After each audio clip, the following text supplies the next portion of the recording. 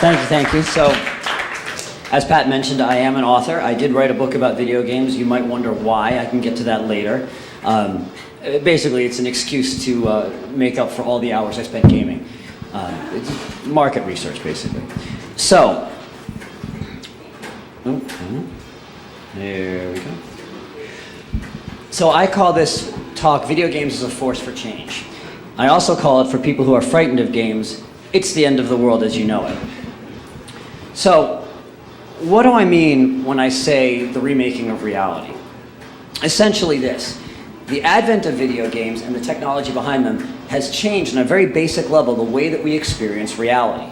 Business, entertainment, medicine, education, health, love, and war have all been impacted or influenced in some way by games or game technology.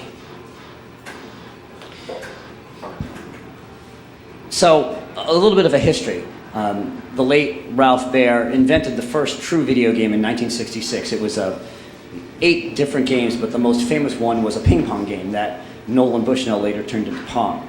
And Magnavox released that game in 1972, and it was really, really primitive by today's standards. But it represented a very, very basic shift in the way that we consume entertainment. Screen-based entertainment went from being completely passive to something that could be actively consumed. Very, very, very major shift. And it was something that nobody really knew how big it was going to be. Again, very, very primitive. Games today, on a lot of levels, are so far advanced as to resemble nothing so much as magic. If you look at games today compared to Pong, what you're looking at is essentially the difference between a pocket calculator and an iPad. But it's not just in the technological achievements.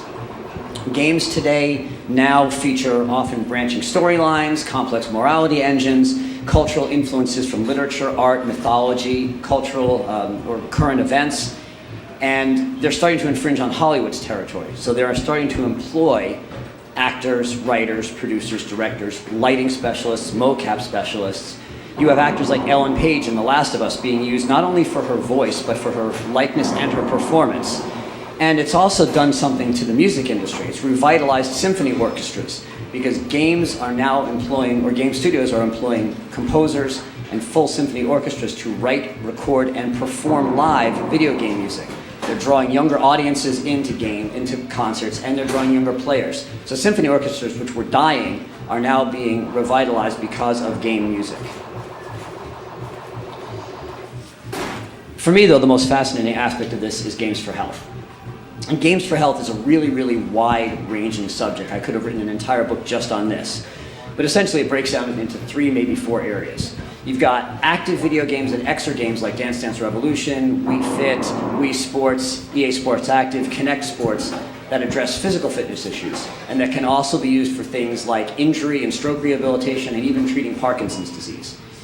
Then you've got what I call the disease awareness games, things for games for treating things like or battling things like pediatric cancer, cystic fibrosis, games like that really work on education and empowerment and giving patients the idea that, this is what their treatments are doing and this is how they can beat the disease. And then there are games that can address mental health issues like depression and post-traumatic stress disorder. And there are also simulations now that are being developed to train first responders and EMTs on how to assess and manage accident scenes or disaster sites. They also do things like pre-exposure therapy so that when these people get on the scene of an actual accident, they can perform to the ability that they have to. Another area is education. Games are now really entering the classroom, off-the-shelf games as well as games being specifically created. So Portal 2 allows you to teach basic physics, psychology, gravity, optics. Minecraft allows you to create buildable circuits so you can teach electronics and digital logic. And to me, I think the most fascinating is Why Flu and Corrupted Blood. And if you don't know about these, I'm sure most of you do, but if you don't, I can talk about them later.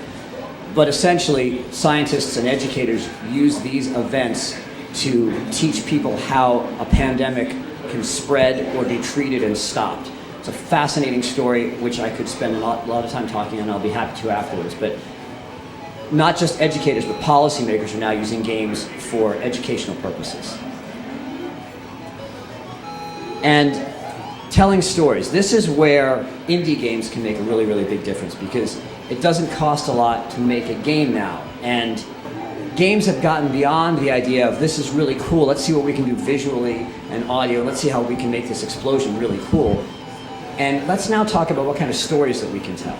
So games now are used as a means of personal expression, artistic expression, communication, and even simply their works of art. And game developers are addressing issues now that deal with love, faith, betrayal, spirituality, death.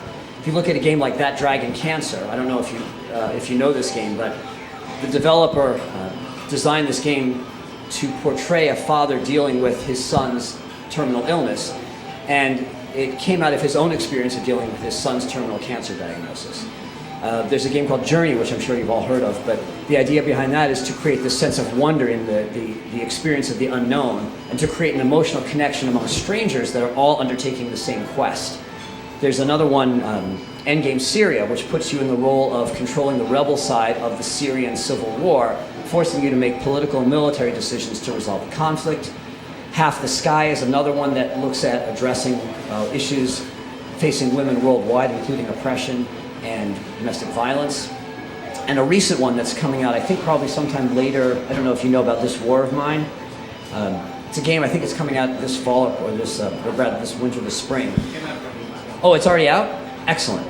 If you haven't seen it yet, this is fascinating. It puts you in the role of the victim of circumstance. You are forced to flee your home and live in a war-torn city, and you have no weapons and you have no resources but what you can scrounge, steal, beg, or borrow. And sometimes you have to make decisions that result in the death of someone else but increase your own chances of survival. So, in essence, this is what I'm talking about when I say that games are changing reality. Games are not just for entertainment any longer, although there's a lot of value in that, but they're being used for a lot of different areas that really are going to be impacting people on a very daily basis from now and well into the future. And if you have any questions, I'll be here all night, so thank you very much.